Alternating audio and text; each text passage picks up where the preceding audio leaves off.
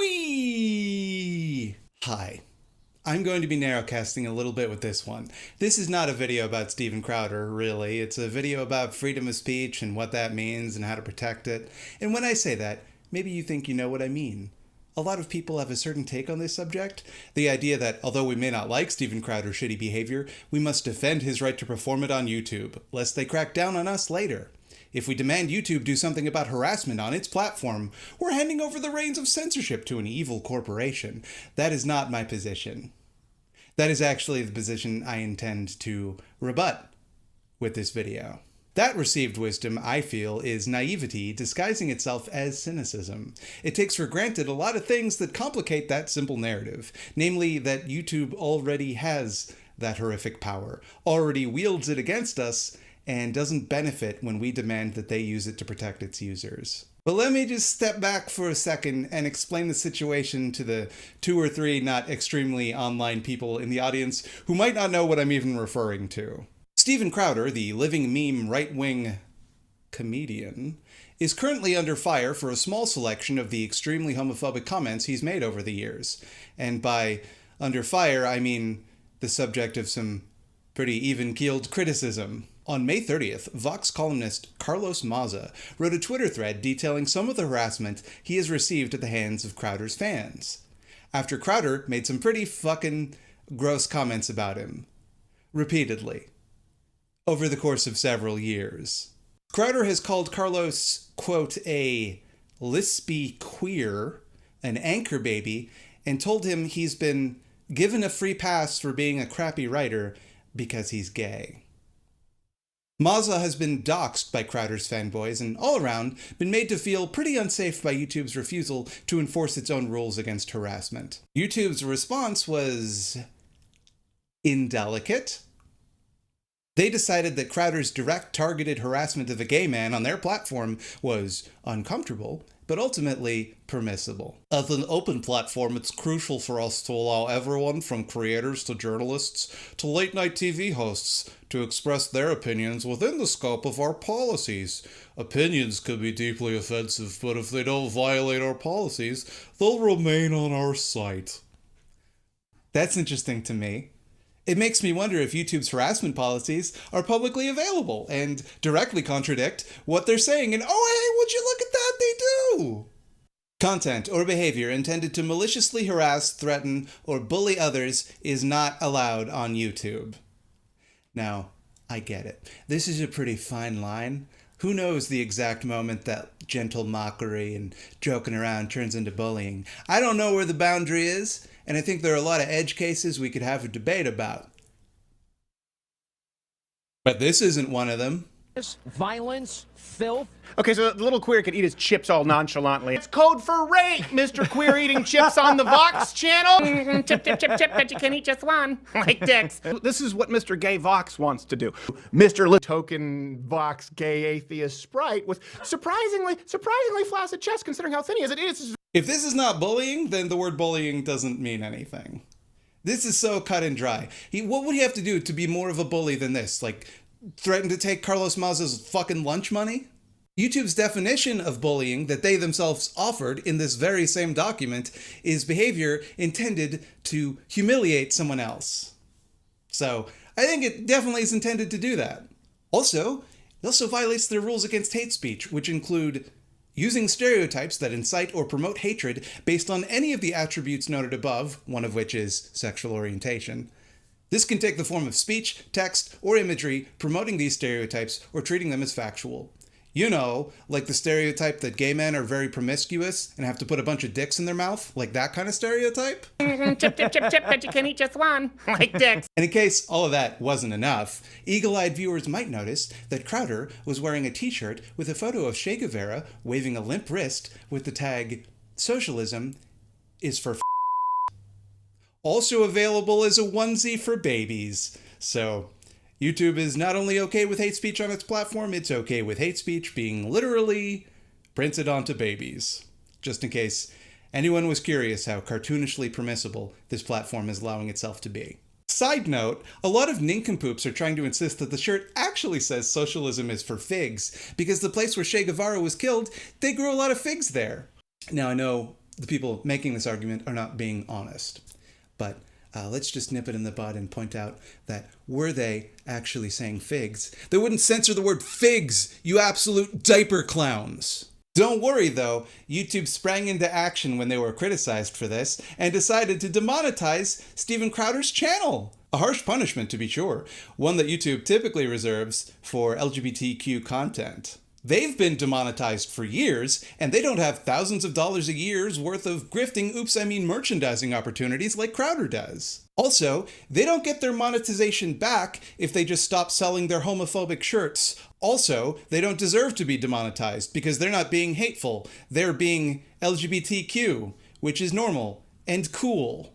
The punishment that YouTube devised for bigotry against LGBTQ people was to treat the bigot like LGBTQ people, except less severely. So, happy Pride Month, everybody. Look, they made the play button a rainbow. Our heroes. There, that's the basic thing that happened. You've probably already heard about it. That's what it is. Look, Crowder is a ding-dong. He will do as a ding-dong does. Mazza doesn't actually place the blame on Crowder. He places it correctly on YouTube. And I'm not disappointed in YouTube, not because they did anything right in this situation, or even did anything like not completely chowder-brained. I'm not disappointed because I would never in a million years expect YouTube to behave any differently than it's doing right now. Their policies in terms of service aren't put in place to protect vulnerable people. They're public relations memos that disguise their complete disinterest in their users' safety behind hand-wavy nice ideas that make them sound like an institution that gives even a single solitary shit about you. They do not. They are our enemies. And I don't mean simply the enemies of LGBTQ plus people and their allies, though, to be clear, they are, and that alone would be bad enough. I mean they, like any other business under capitalism, are not designed to provide a service or to enrich the lives of their customers. They are designed with a singular focus of extracting the maximum profit humanly possible and will pursue that goal no matter the cost to anyone else. YouTube is a plundering machine. I don't expect them to look out for our best interests or to behave according to any sort of coherent ethical standard beyond their immediate self-interest. YouTube is not our ally in this or any fight against oppression because, like any power structure in capitalism, it benefits from that oppression and always will. They can monetize that oppression. They can use that oppression to generate value for themselves. When people resist that oppression, they can monetize that too. Ain't life grand for them? And all they have to do to keep people from being pissed about it is every once in a while say that they're going to reevaluate their policies or make a statement about how intolerance is not welcome in the community, and hapless dumb fuck liberals will heap praise upon them. After all, intolerance is the result of a few bad eggs like Crowder. It has nothing to do with the systems and businesses that profit from those bad eggs. Suffice to say, I thought YouTube's response was predictable.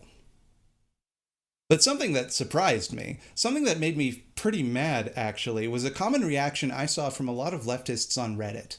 They argued that if we allow YouTube, a big evil corporation, to censor Steven Crowder, they'll abuse that precedent to come for leftist channels next. If we allow them to silence voices we don't approve of simply for violating their rules and direct targeted harassment, they'll come for us. Therefore, we must continue to allow this abuse as much as it may pain us, and outcompete it with our superior, tolerant ideas. First they came for the bullies, and I was not a bully. That take is bad. I hate this take. I will now demonstrate the problems of this take, thereby eviscerating it with facts and logic. YouTube does not need an excuse to demonetize leftist content.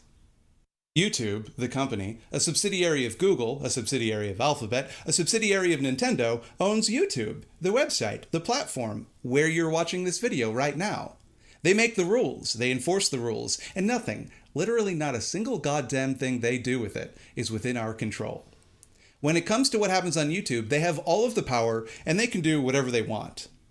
Now, that sucks donkey ass, but it's reality.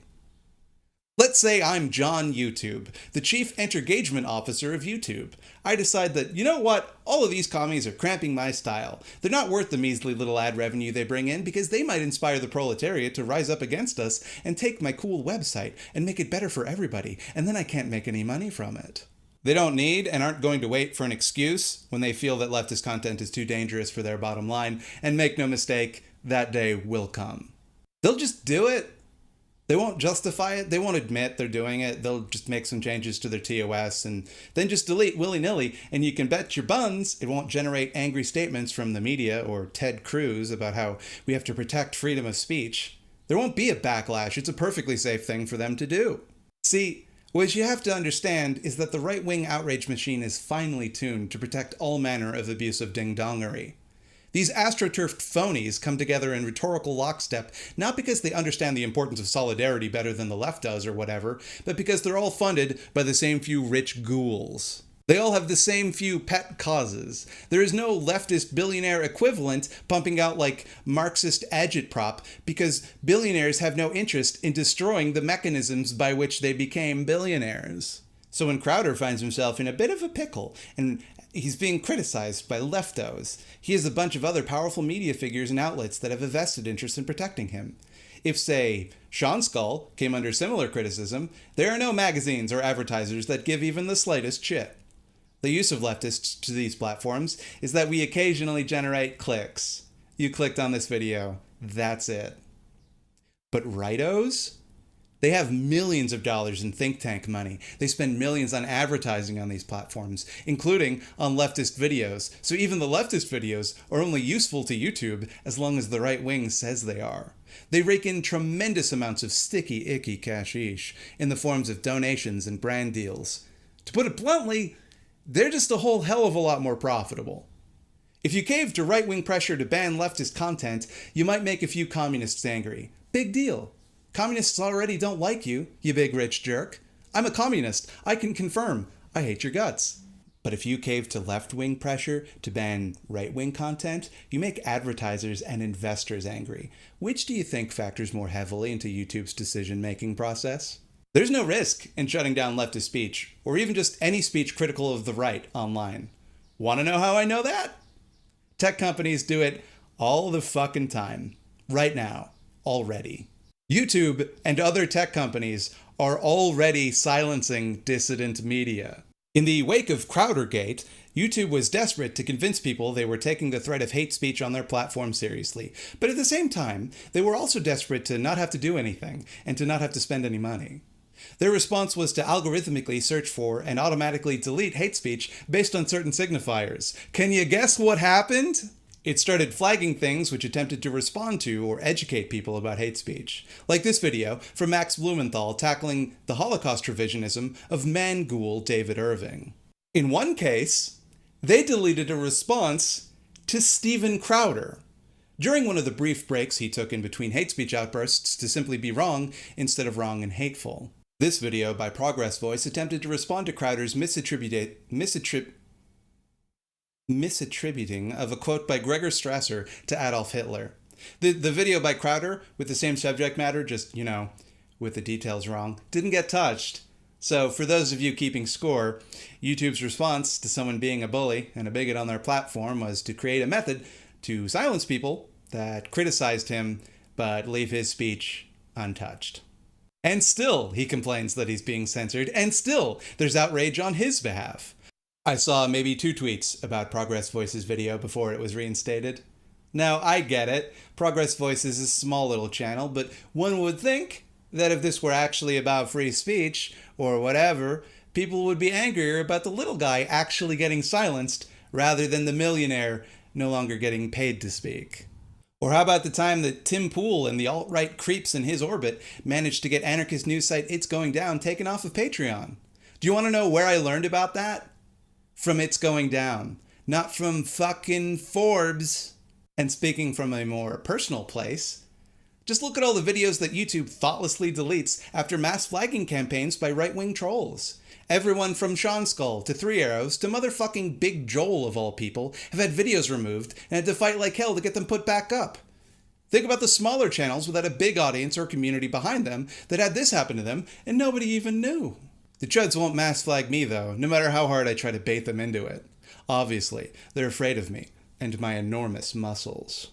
That's not even getting into all the state-sanctioned repression of leftists that's well documented. Corporations could just lean on something like that. COINTELPRO, the House Un-American Activities Committee, just straight up murdering people like they did to Fred Hampton. There's no shortage of ways to shut up inconvenient leftists when they get too close to teaching people subversive ideas. We don't gots to get hate speech removed from YouTube for them to start silencing leftist voices. They're just gonna do that either way.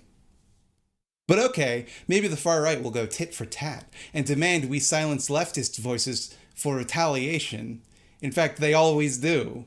In fact, a lot of the examples I cited were them doing exactly that. They will fight back, and in a lot of cases, they will fuck us over. And we should fight them anyway. It's worth the risk. Anything cool or good we can possibly do will be met with retaliation from reactionaries. That is a fact of life. Now, maybe that's not worth it for you personally. Maybe you're in a vulnerable position and can't afford to open yourself up to that kind of risk, and that's fair enough. For everyone else, for people like me, you don't give in to bullies. It will never make them stop. It makes them bolder. Fighting back isn't guaranteed to make them stop either, but it's a whole hell of a lot more likely to. Getting hate speech taken off one of the largest media platforms on Earth, responsible for 11.4% of all web traffic globally, is a fight worth having. Not just because we don't like hate speech, or because we have a difference of opinion, but because it causes real harm to real people. Let's not forget, this whole controversy started because a gay man complained that every time one of these videos gets posted, he gets loads of harassment. He got doxxed. Should we just tell him to ignore that? To suck it up? Is that the type of community we want to be? Are we so afraid of what our enemies will do if we stand up to them that we're willing to preemptively roll over and throw vulnerable people under the bus to protect our own asses? Good fucking luck getting them to risk their lives in our revolution when we won't risk our fucking YouTube monetization to protect them. Allowing that type of harassment, those kinds of threats, to go unchallenged presents the real danger to freedom of speech. It is a clear and deliberate attempt to make the platform, and by extension, the discourse, and by extension, the world, more hostile and dangerous for gay people, to make them too scared of retaliation to speak up. Making a mockery of their sexuality normalized, and demonstrating to them that nobody will stand up on their behalf. And if we refuse to advocate for the powerless because we're afraid of what the powerful might do to us if we do, we're proving them right. Letting that continue is not a victory for freedom of speech. It is a dereliction of our duty to protect the speech and safety of vulnerable people in our community. Oh, and also, freedom of speech does not guarantee you freedom to a platform. Hey, can I come into your house and talk for 6 hours about how ugly your mother is? No? Why not? I thought we cared about freedom of speech. I thought that's what this whole thing was about, right? You know, come to think of it, I've never been published in the New York Times. DC Comics has continuously rejected my pitch for a comic where Batman is real and my dad, and he tells me he's proud of me. Despite having more than 200 YouTube subscribers, I have not once been invited to perform at Carnegie Hall. None of these institutions have platformed me. Am I being censored? Make no mistake, I believe Crowder has the right to say whatever he wants, to believe whatever he believes, to be as hateful and unfunny as he wants. I think pretty much everybody agrees with that. I do not believe he is entitled to do it on any platform he so desires. I do not believe we owe it to him to allow him to amplify his messaging with whatever tools he wants to use. Freedom of speech is a human right. Freedom to have a YouTube channel ain't. You can have your YouTube channel deleted if you use too much copyrighted music. I don't hear anyone talking about the freedom of speech implications of that, but when it comes to hate speech, suddenly everyone is a fucking human rights scholar. Give me a break. Ah, but thought slime, you hamburger. YouTube and other social media platforms have such a monopoly that by all rights, they should be treated like the digital commons. And I can't say that I agree with that. They should be seized by the people, dismantled, and replaced with a more egalitarian alternative. But I get your point. Yes, big companies like YouTube do sort of resemble a digital commons, and removing one's ability to use them is like kicking somebody out of a public place, like, say, a public park. Now, let's imagine that I followed around Carlos Mauza in a public park, mocking his sexuality for years, and every time I did, a bunch of people joined in and made the park a nightmare for him, and then occasionally followed him home to demand that he debate me. People would be within their rights to try to get me banned from the park, because I'm making the park unsafe for other people in the park. Now, do I think YouTube should get to decide who can and cannot use their platform? Absolutely not. But right now, they sure do get to control that, and if we don't keep constant, immediate pressure on them to use that power in ways that are safe for us, they'll just do whatever they want to do. Whatever they judge to be best for their bottom line, and that sure as hell ain't gonna be good for us. This was never a fight about freedom of speech. This was a fight about marginalized people demanding that huge institutions who have enormous power over them don't leave them vulnerable to abuse. I understand why people make this argument. I really do. I agree with a lot of the logic that builds up to it. We shouldn't hand over the power to censor public discourse to YouTube. That's a horrifying dystopian idea. But that ship has sailed. They have that power, and they've had it for a long time. I want very badly to take that power away from them. I don't like the idea that a bunch of shareholders in a fancy room somewhere get any say in what 11.4% of web traffic looks like. It enrages me. I live for the day that we strip them of their power and seize control of the apparatuses that they have used to accrue that power. And that day will come. But it's not here yet. So if we sit back and let them use that power however they please with absolutely no pushback, with no outcry, that only makes their grip over us stronger. YouTube doesn't want us able to challenge their decisions, to make thousands of people mad about the lawful exercise of their absolute power. They want us to be quiet. You're not taking anything away from them by letting them continue hosting hate speech. They are not made more powerful when you fight to get that hate speech removed. If it benefited YouTube to remove hate speech, they would have done it already. It's not what they want. They like having the hate speech there because they make money from it. They might get rid of a token hate speech pigeon every now and then, but in the long run, they like having the hate speech. You're deluding yourself if you believe that sitting this fight out, or worse yet, defending Crowder, makes this platform safer, more open, or less dominated by rich ghouls. That's precisely what they're counting on you to do. Don't expect them to give you points for good behavior when it's your turn against the chopping block. I share your concern that they will crack down on leftist content and some both sides bullshit to dodge controversy. They're going to crack down on us anyway, right? Why give them a reason? But frankly, if we're not willing to fight for the powerless in all circumstances, if we're not brave enough to use our platforms to defend people when they're being abused because we're afraid of what we might personally lose in the process, then we have no business making leftist content in the first place. Oh, and I guess I should just say this. Everyone who disagrees with me is a Nazi, and hate speech just means any speech I don't agree with. There. Have fun, comment section. Just go to town. Pretend I meant that. Have a blast, you little scamps. Hey everybody, I hope you're not too mad at me after this video. If you're not mad, why don't you head on over to patreon.com/thoughtslime, where people go to give me money for this. You can also like and subscribe to the channel, and you can click the little bell icon. That's going to tell you when the videos come out. That's a thing YouTube does on its platform. It's another good decision they made. You can catch me live streaming every Thursday at 8 p.m. Eastern Standard Time. Trying out some different games nowadays. Tried Baba Is You, didn't like it. Liked the game, didn't like playing it on stream. Because it made me look foolish. I hope I didn't say ding dong too much in this video because I don't want it to overstay its welcome.